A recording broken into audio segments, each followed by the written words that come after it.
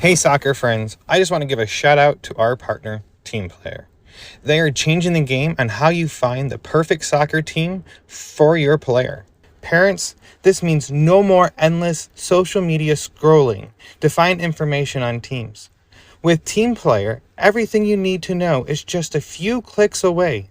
It's simple, straightforward, and lets you find the best coach and team for your player without any of the usual headaches. And coaches, we all know how tough it can be to get your team noticed, but when you subscribe to one of Team Player's team plans, you instantly get access to set up an online team profile that allows you to reach more potential players and showcase what your team is all about. It's super easy and lets players and parents see why your team could be the right fit for them. And if you sign up using the promo code PITCH, you can try any team plan free for 1 month. So whether you're managing a team or searching for one, come on over to www.teamplayer.us. That is TEAMPLAYR.US. And come give Team Player a look. Family-owned Soccer Innovation is your go-to source for top quality equipment. Whether you're a player, a supportive family member, or a dedicated coach, they have everything you need to elevate your game. For players, their innovative equipment are designed to boost your skills and performance on the pitch. From their agility cones to their portable goals, they have you covered. And family members, they offer durable equipment that's built to last because we know your support is critical to your player. Coaches, trust me, they can provide the equipment you need to run effective training sessions and shape the next generation of soccer players. Visit Soccer Innovations at soccerinnovations.com to start elevating your game with them. And if you use the code PITCH, PITCH, you can receive up to 10% off your next order.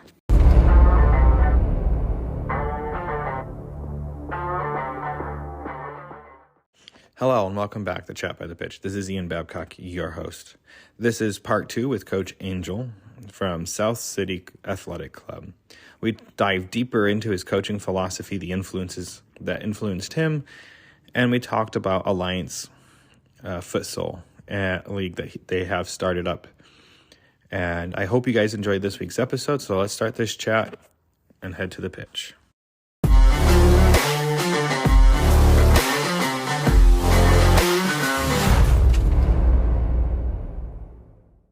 And I think as parents, we also have to give our players grace to go through the growth of being on a new team or a coach throwing in a new playing style, because I feel like we see our players only as what they are playing. And I think we need to take it as parents, we have to step back. Is that, are they learning roles or are they learning positions? And I can argue with anyone on this all day long. This is my biggest argument when it comes to youth development is, do you teach players roles or do you teach them positions?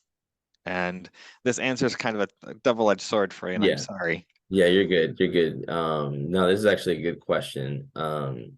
Because I think that's something I've been touching on a lot with both my U8s and my U12s. I think I teach them, honestly, personally, more roles than anything.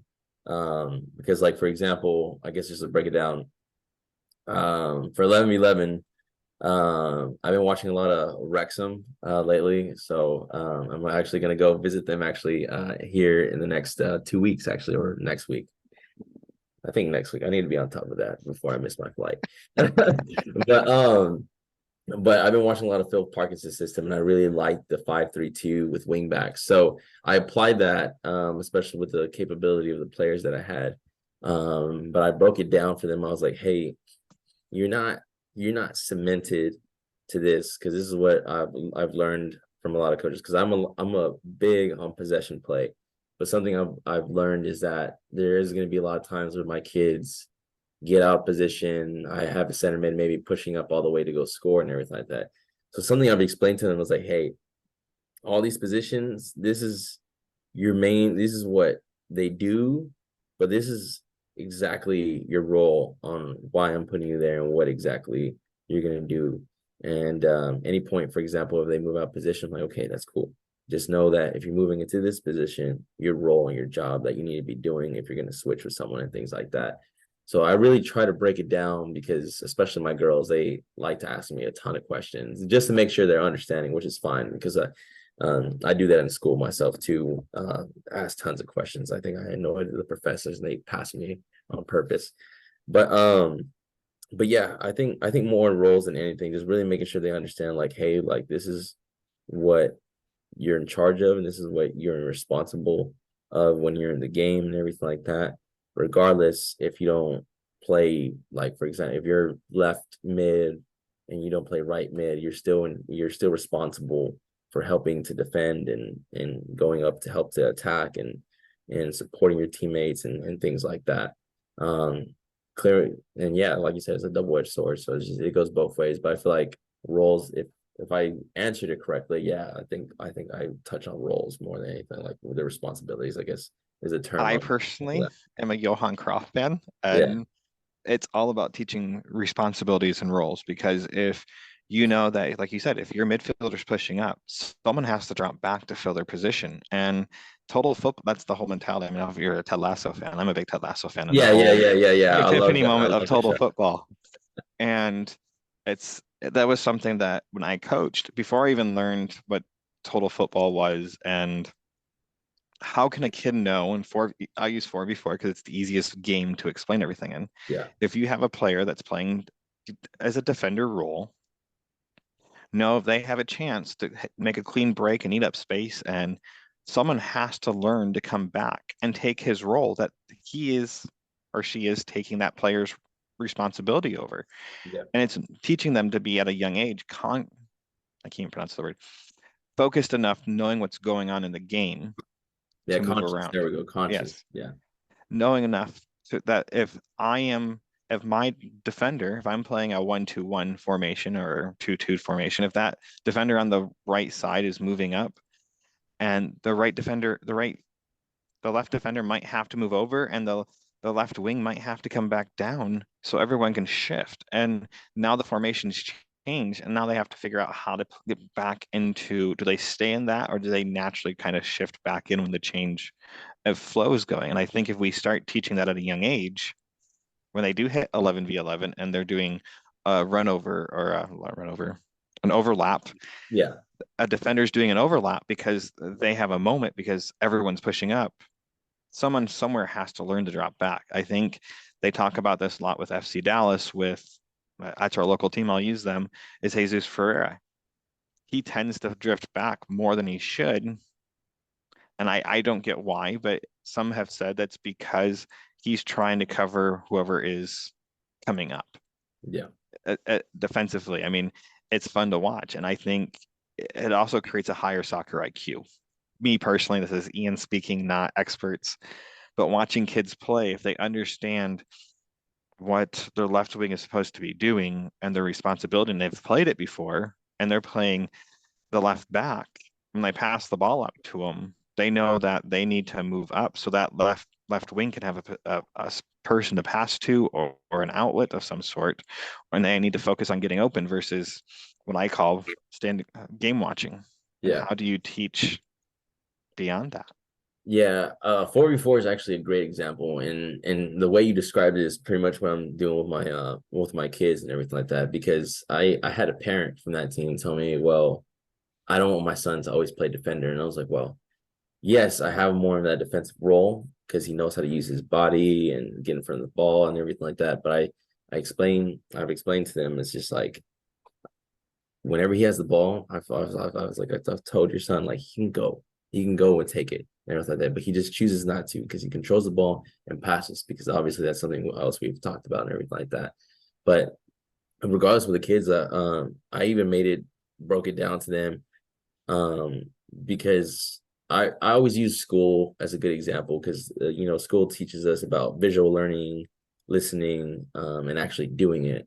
And it's something I've done with my kids for before. I think we're prepping for a tournament, and especially having what I did was I set up cones, different color cones for different situations. So like for example, the red cones for were how our shape is when we defend.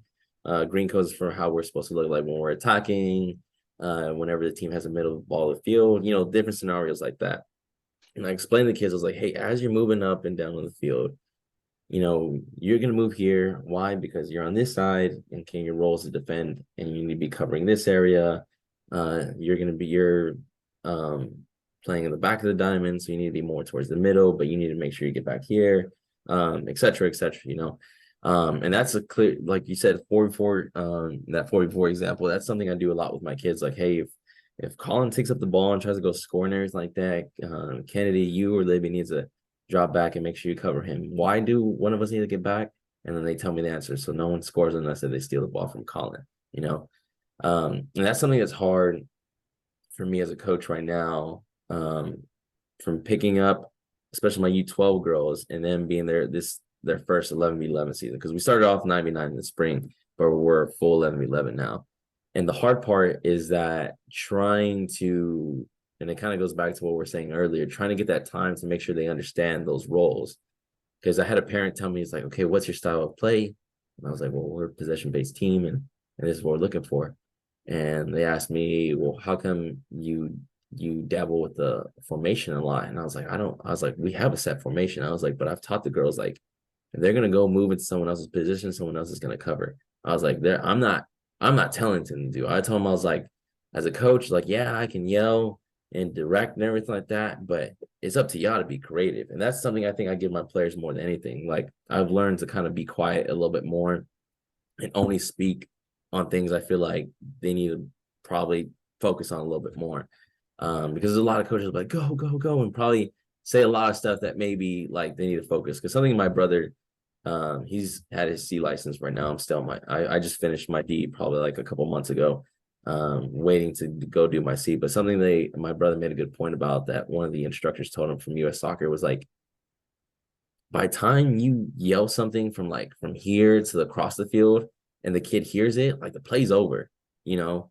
And that's why, like, I let my kids be creative, because if I yell, by the time I say, like, hey, like Stacy, like random name, but like, hey, Stacy, turn next time, like turn, or like, you know, cut across or something like that. By the time I say that and it clicks in her brain, she's already gonna have to release the ball, or she shot and it went out or something like that.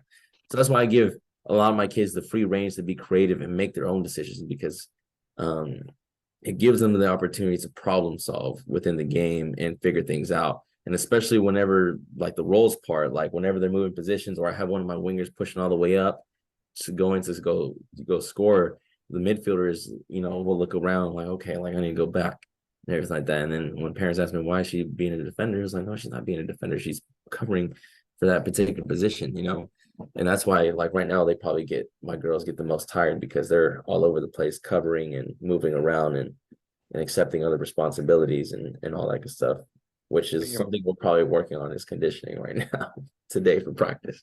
But that's something you're setting them up for long-term success. And I don't think parents see that as a long-term success, because when you are playing and they understand, if they want to go play at a collegiate level or a professional level, they understand, like, no, there's more to this position, playing whatever it may be, than just this 30-yard by 30-yard area that I'm responsible for.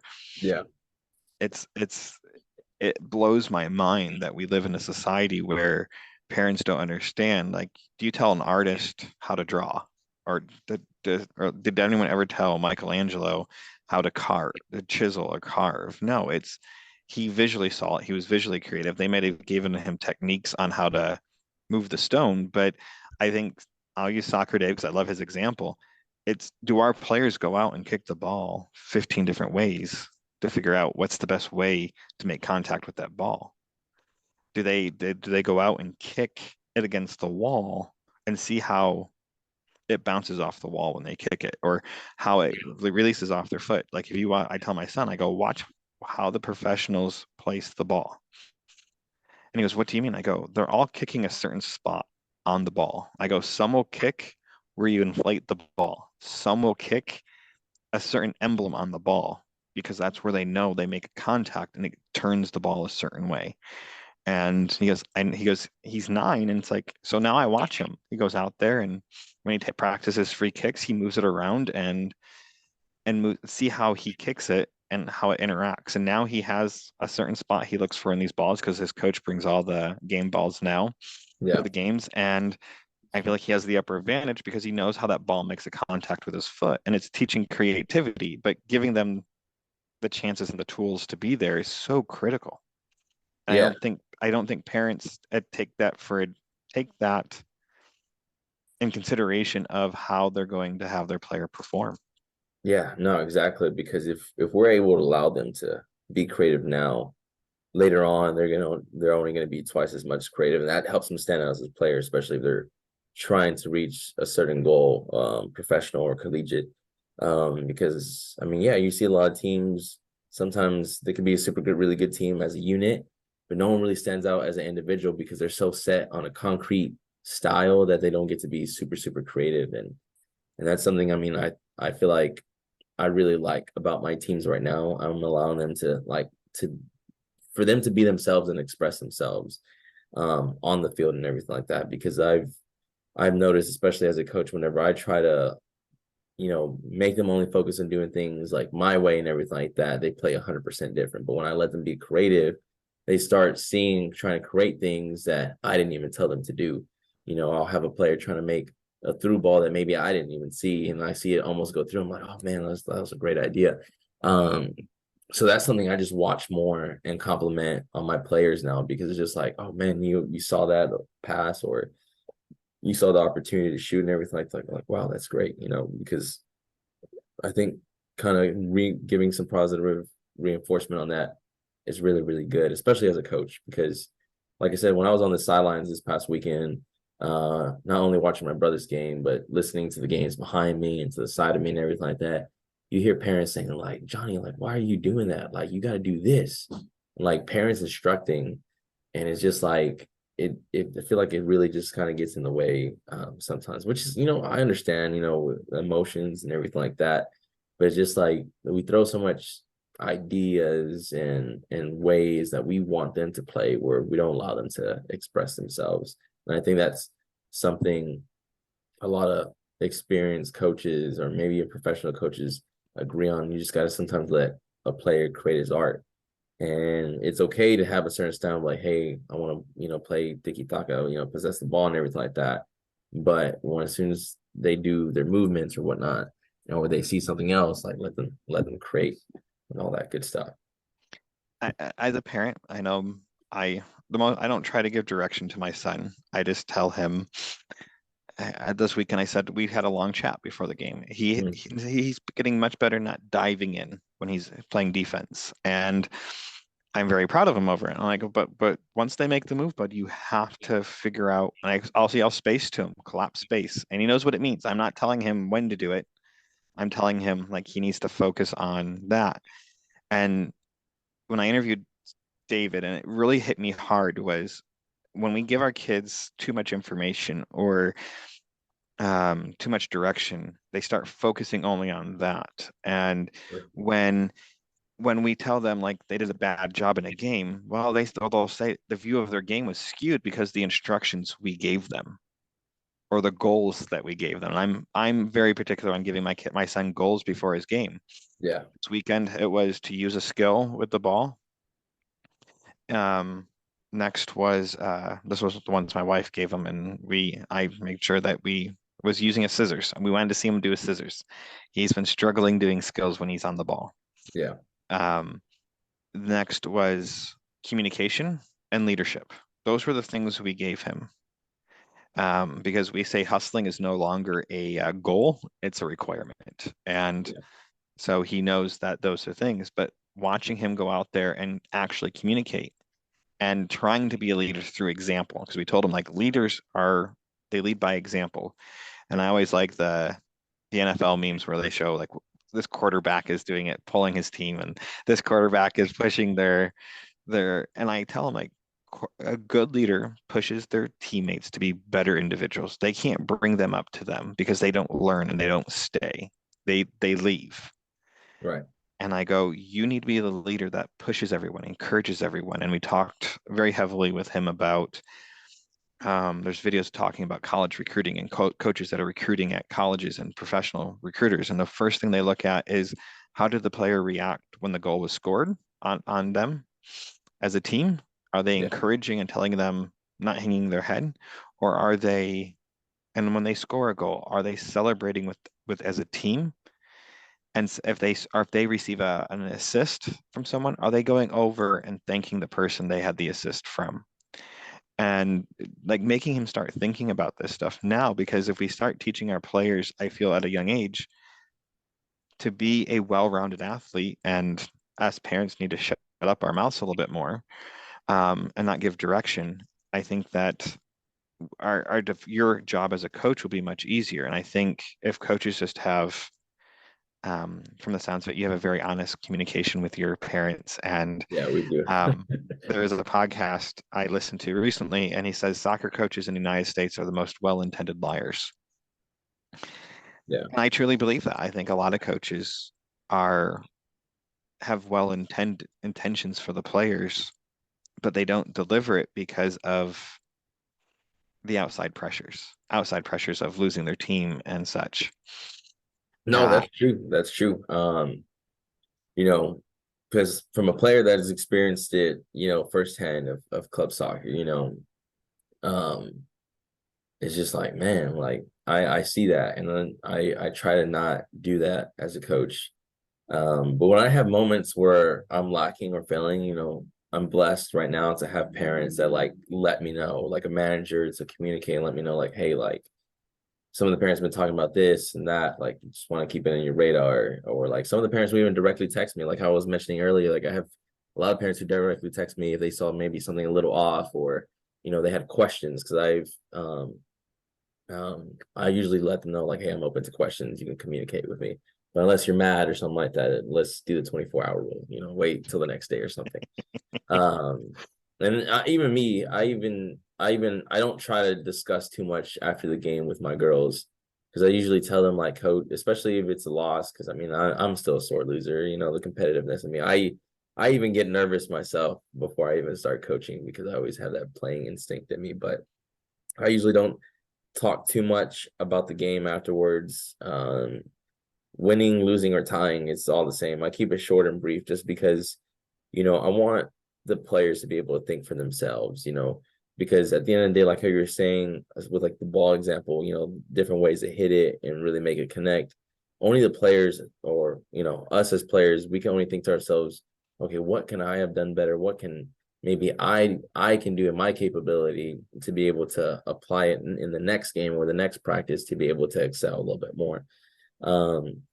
And that's, I always keep it brief, but I think a big thing too, like how you're giving the examples of your son. I think a big example that I took from Hugo Perez, the coach for the El Salvador national team before they fired him, the biggest thing he talked about was mentality. And that's something I'm instilling into all my kids and everything like that. It's just like, hey, we're down 10-0, you're still gonna play.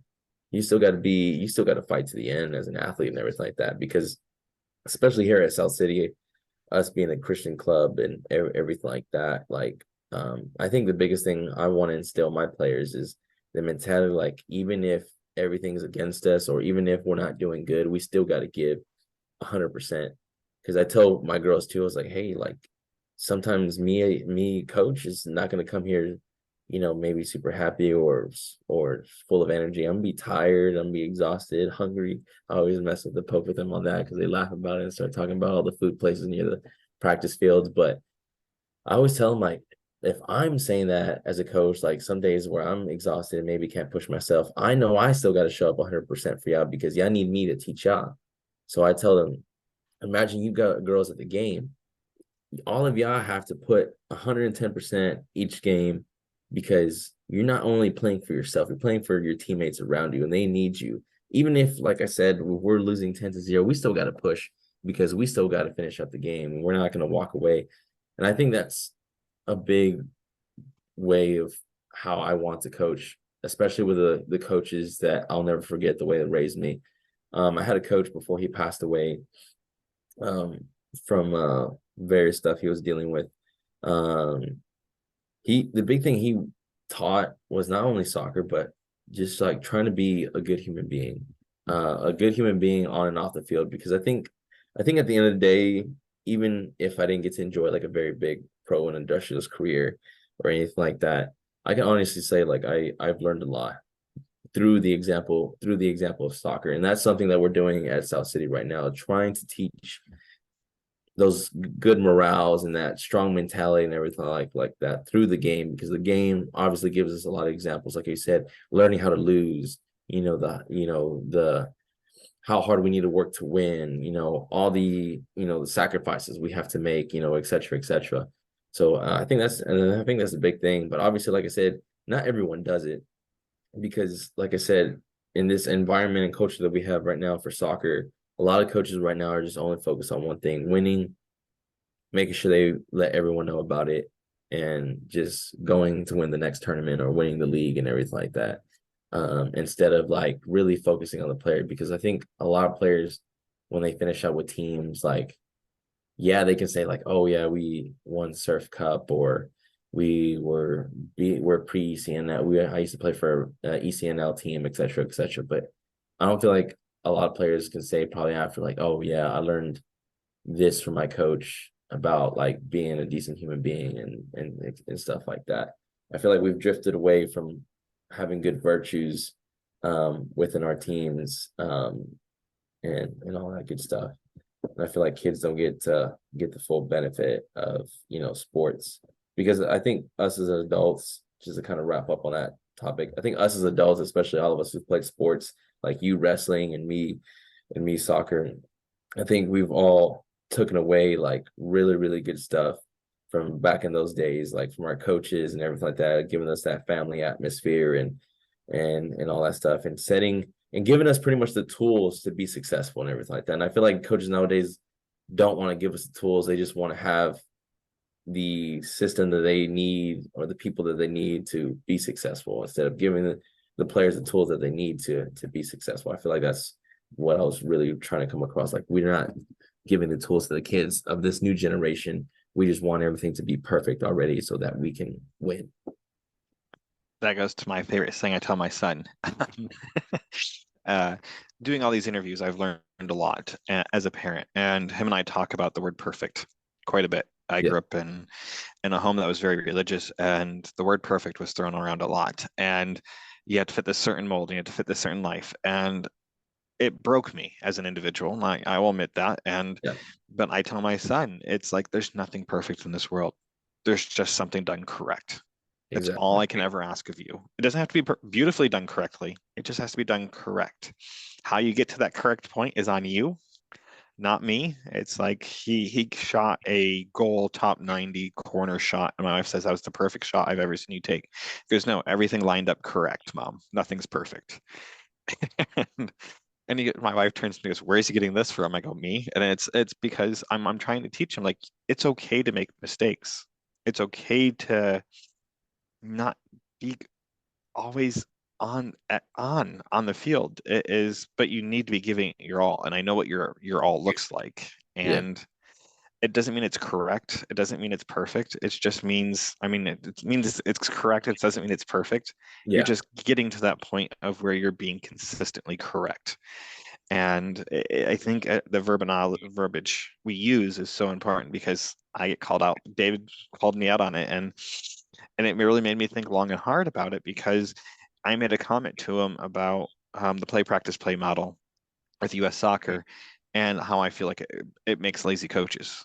Um, and because coaches want to come in, let them play, but it's all set up kind of distinguished to their practice part, what are the objectives in the first play, and they normally let them scrimmage in the second half. And I said, the coaches nowadays will say, let them learn through the process. But how do kids learn if they aren't doing it correct, or doing it what the practice, applying what they learned in practice and applying it into the last play section? And I go, they need to be corrected and fixed. And he goes, wait. And when I finished explaining to him, he goes, what did you just say? Do you like being corrected and fixed? And he goes, no, you need to change the dialogue we're using with our players to be, okay, you guys did it, so you guys are playing, but it's not what we just worked on. So how can we apply what we just worked on into this method that we're trying to do now in our last scrimmaging part? And I'm like, Yeah. okay, you got me there. And I think as coaches and parents, we need to change our terminology. Before, is there anything else you'd like to talk about with coaching before I change topics because I'm watching time? No, no, no, you're good. You're good. Man, I need to have a conversation with Dave. Yeah, because I'm trying to get myself familiarized with all the coaching, but no, exactly just how, like you said, verbiage is huge. I think that's something that I've really been focused on this season, the way I say it and the way I want it to come across, because it's just like, man, in the beginning of the season, there was a lot of the way I was saying things to my players was just like, not that I was doing it on purpose for it to sound like demeaning, but it was just like, you know, I was just in the moment instead of like, for example, like, hey, like, why are we gonna force the ball there and everything like that? And now it's that verbiage has changed to like, okay, we force the ball there. What do we need to do next time to so that we don't get the ball stolen from the team? You know, in regard to those lines. So yeah, I mean, Dave is right. Yeah, verbiage is really, really really, really big, especially now with teams and how we work with it and all that good stuff. It's amazing, like just simple terminology. I mean, but I'm going to shift gears here because this is the other half that I want to cover is your Okay. futsal league uh, that you're building. And as a parent that wants my kid to play futsal, I'm like, here's a great opportunity. I mean, there's so many people trying to build all this great stuff in our community, and it's just not out there. It's just not being communicated well, or if it is being communicated well, it's being left one or two people. It's not leaving. It's not going 5 people distance when talking Yeah. about. So you're trying to build and start a futsal league in Ouachita. Waxahachie. Please, Waxahachie. Thank you. Waxahachie. If I enunciate these names wrong, I'm not it's from Texas. it's So, all good. It's all good. but you're trying to build something with the futsal community here. Yeah. So, where are you guys out of, and what are you guys doing down there? Yeah, so the Futsal Alliance is the name of the is the short name for it. Is we have it as Southern Clubs Futsal Alliance. So I was like, I'm just gonna say Futsal Alliance, guys. For me and some of the actually South City coaches, we put that together because there was a indoor place called Apex in Mansfield, and off of 287, the majority of everyone was going over there to play. But uh, so we're Futsal Alliance, and we play in Waxahachie at the campus of Southwestern Assemblies of God in Short Sagu, using one of their gyms down there. And honestly, we just wanted to provide uh not only a different way to play, because the benefits of futsal is, you know, speed of play, touch, and all that other good stuff. I have a whole PDF that I made to present to everyone for that. But honestly, we just wanted to give a lot of these teams options to be able to compete and play, and maybe to do something a little bit different. We actually just had our first opening weekend this past Saturday, and so many teams came out on the court. We had U teams from U6 all the way up to adult leagues, which I even jumped in there, so my quads are still sore from that. But it was fun to watch, mainly how the kids really had to understand, like, oh man, like I can't do crazy through balls or just long balls the whole time. I need to get direct passes or quick 1-2s back to feed, you know, little things like that. It really allowed the kids to be creative and, you know, like how we were talking about earlier, and really adjust themselves and adapt to the speed of the game and what they need to do because of they're on a new surface and everything like that. So I think we give coaches that option and everything like that. I think the only tough part is that I guess travel, and it's understandable, you know. I mean, I don't want to go to all the way to Melissa, Texas every weekend to play, but I have to at the moment every other weekend or so. A lot of the Dallas teams and maybe a few up north didn't want to travel down to Waxahachie to play. I think we even had a team in North Arlington, and they didn't want to come down, or even Mansfield, they didn't want to come down to come play. But I mean, for the most part, I mean, if it's just one Saturday every weekend or every other weekend, how we've had it set up, and I think it should work. But like I said, I mean, we've kept it cheap. I mean, honestly, it's $450 the whole season, including ref fees. So I think it's Wow. honestly really, really reasonable because I remember at Apex we paid $600 for the team, and then every parent still had to pay like a $30 registration, and we still had to bring like $12 for ref Yep. fees. So we're not honestly we're not really profiting anything. Where a lot of the money that we did get, we're paying a lot of the refs, which a lot of them we've trained over the rules, we've set the rules for the league, and the refs that we have there, a lot of them are college students themselves, soccer players too. Majority of them Brazilian or South American, so they understand the futsal rules. So it's just like easy. We didn't have to tell them. They're just like here, just like nodding their head, like okay, I know this, but yeah, because a lot of us South City coaches agree that yeah, it's a business. But at the same time, we want to provide options for clubs to give them that opportunity to have an off season and do something different. That's going to help their team's game 110%. So with the league starting up, are your guys' goal to expand beyond the local area that you're in? Maybe have one or two locations and then have like a final championship between the two locations, or are you guys just trying to, is there an end game for I you guys looking I, at I think this? I think we haven't thought that deep in it. I've been asking the question because now that opening weekend just happened, I've been having a lot of people message me saying, "Hey, are you gonna do like a win or two after the championship game in late January?" And I asked that question, and I think the biggest problem we'll have right now trying to keep up with it is schedule, because league starts up very soon, and then there's I don't know how many tournaments almost every single weekend of the year. I think January I even had to skip 2 tournaments because I was just like my own team is in the futsal league, and I was just like, yeah, can't do the 13th of January, can't do the 20th. I was like, all right, we don't have a game on the 27th, so we'll do that. So we didn't want to compete with that very much. So we said we're gonna wait till in the summer. But yeah, I think that's what we're sticking to right now. I think we're sticking local because there's not a lot of things down south, and that's a funny conversation me and my brother have had, that a lot of the stuff everyone goes to is up north, city Yes. futsal. You got soccer spectrum, like for example in Richardson, that a lot of people meet up at, and different indoor places and leagues and everything like that. Like everyone knows about those areas. You even have people driving down south going up north to go play for teams. So we're trying to really establish a more soccer culture and options down south, more than anything. I mean, I wouldn't really consider it super down south. I feel like it's not too bad of a drive, but then again, I only live like 20 minutes away, so I can't complain, like unlike other people. But yeah, I think we're trying to keep it local more than anything. Maybe later on we'll expand. We're hoping one day we can actually build our own facility and run things. I think the people who do that, I forgot the name of the facility, but it was great because they had indoor volleyball court, they had a turf field for indoor soccer, basketball courts, they had almost everything. And I was like, yeah, this is the dream. One day I want to build something like this.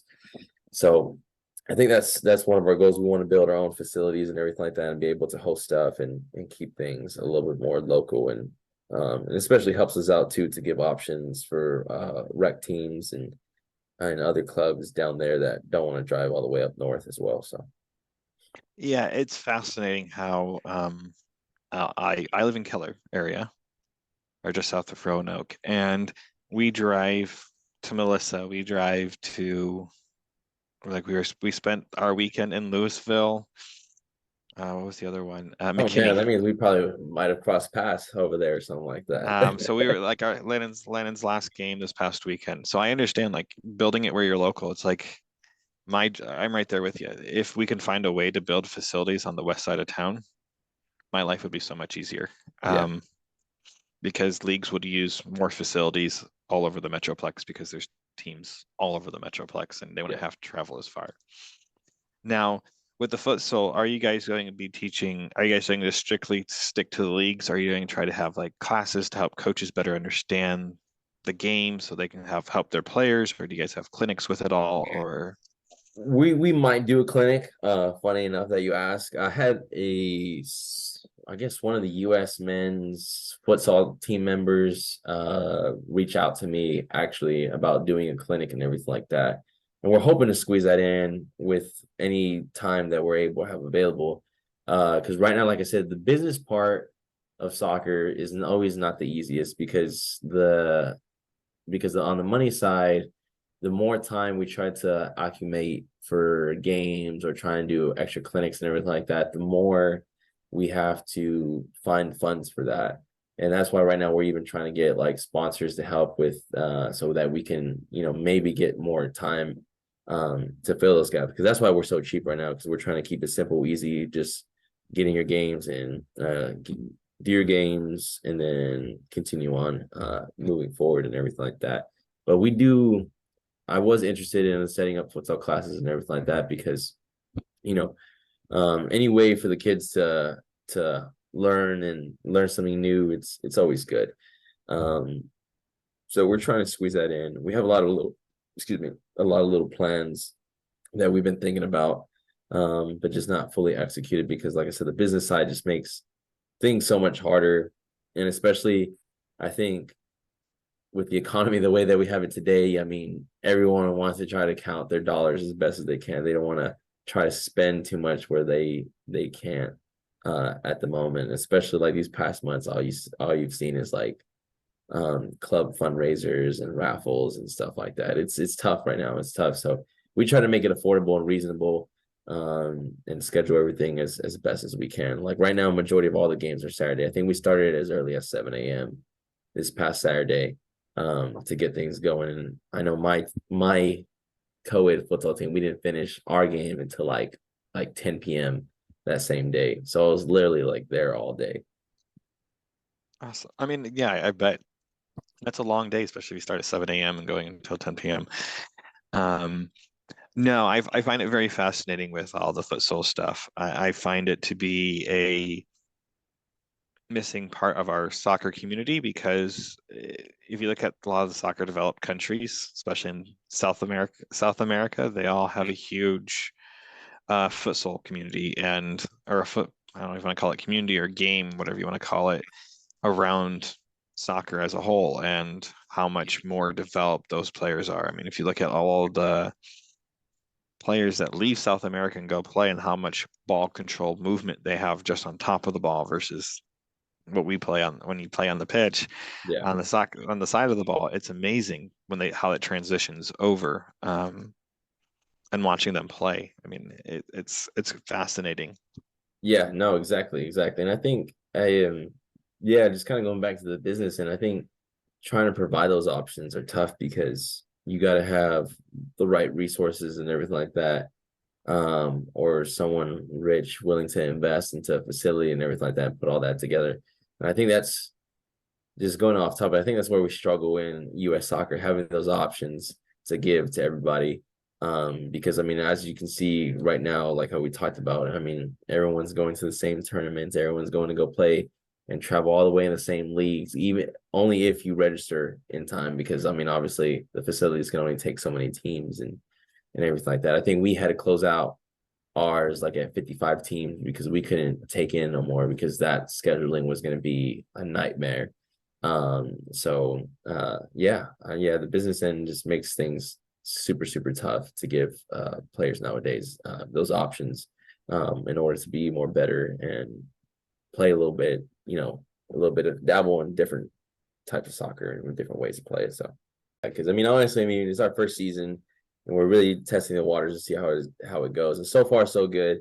I mean, even we're still adapting. I mean, the other day we saw that like, hey, maybe we need to make sure we tell coaches to only bring like one soccer ball in the play or warm up area because kids started passing the ball in and and it started getting onto the field. I'm like, oh my gosh.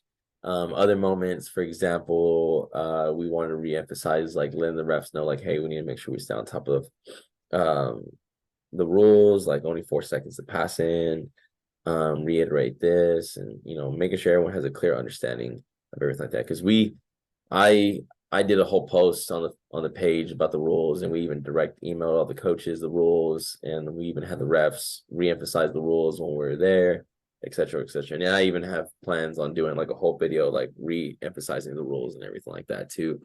Just because, I mean, you can never stop reiterating something, because, you know, there's always going to be someone who does it wrong and everything like that. Oh, never. No one does anything ever incorrectly. So my favorite question I always ask with all my interviews. So who has been your greatest influence as a player and now as a coach? Because those are two different questions, by the Yeah. way. They aren't one. Yeah. But they have, I think it shows a little bit of humanity in everyone that we interview and talk to. So I interview and talk to. So Yeah. Oh man. I think as a player, I would honestly say my dad. It's kind of cliche to say, but my dad has always kind of pushed us, to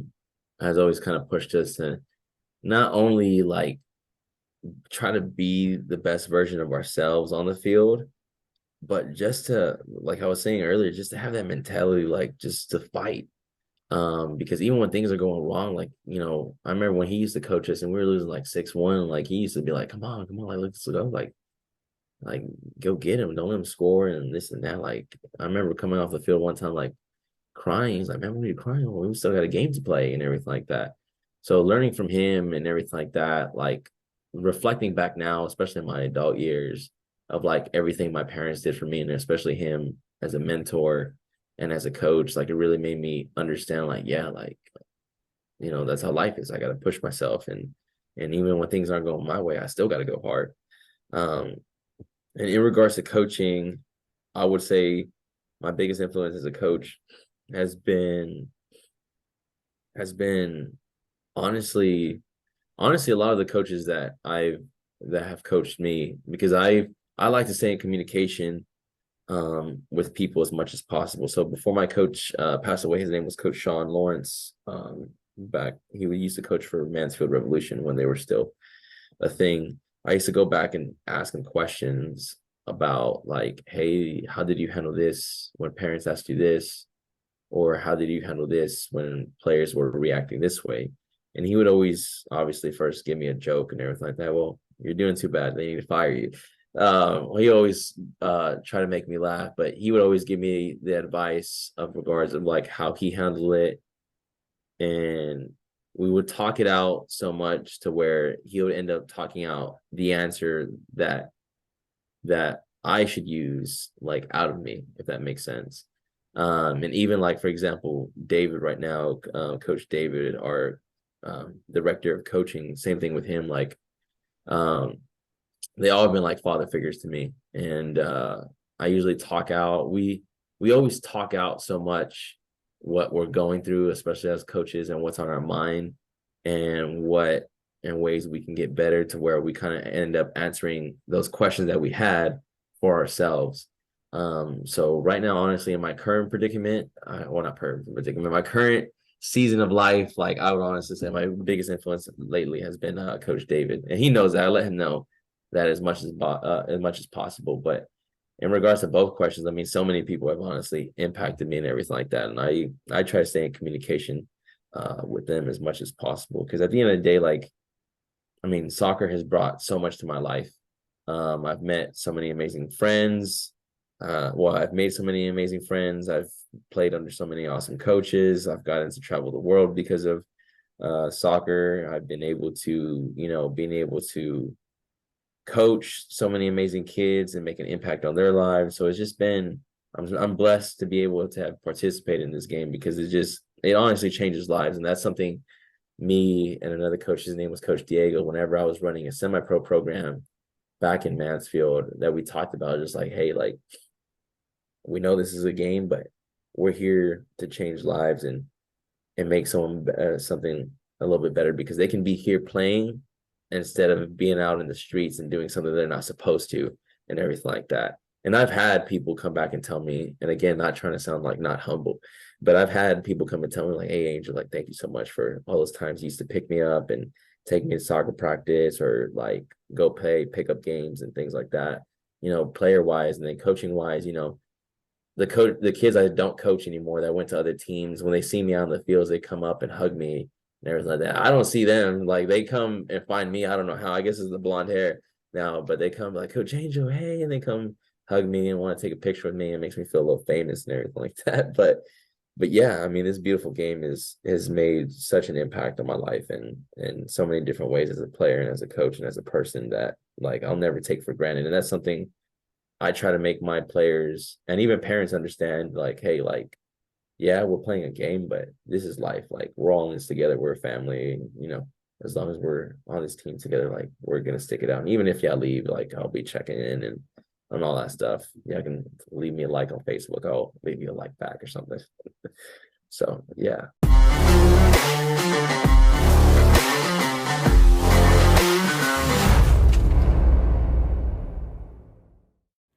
Hey everyone, I hope you guys have all enjoyed this 2-part series with Coach Angel from South City Athletic Club. I find it very fascinating, his philosophy on coaching, his time playing, why he did what he did as a youth to why he does what he does as a coach. As I said in the closing of part 1, he has learned to change his coaching philosophy over the years. I think any good coaching is an ever-changing door of growth. And he was humble enough to talk about it. He was actually very blunt about talking about how he has grown as a coach and his philosophy has changed. What he and South City is doing with the Alliance Futsal League that they've created, and the importance of that for the community, and the importance of what he feels he's doing for the community, and what the club is doing for the community is awesome. And I hope you guys learned something from this episode. Hey everyone, if you guys have enjoyed this podcast and have enjoyed what I've been trying to do, the messages that I'm putting out there, please give me some ratings, some stars on all the podcast sites that you listen to this on. Give me a review, share this, share with others. The more I can make this grow, the more I can continue doing this. I'm really trying to make a difference in our soccer community. So I hope you guys have enjoyed all this. And until next time, I'll see you at the pitch.